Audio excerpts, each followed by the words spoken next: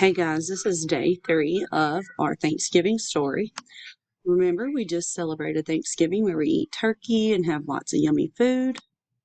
Talked about how that many years ago a group of people lived in a place called England. The leaders there did not want the people to worship God the way the Bible said to. And so the people decided to leave England and go to America. These people were called pilgrims.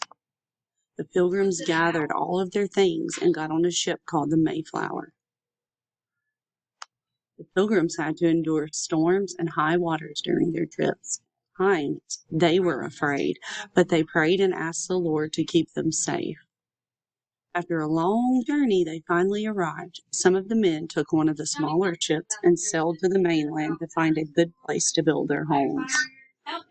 After a short journey, the men found a good spot and named the place Plymouth. Everyone thanked God for bringing them to a new home.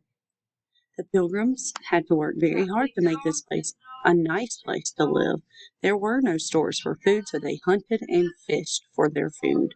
They also had to work very hard to build new homes for themselves. First, they built a common house, a large building for them all to meet together.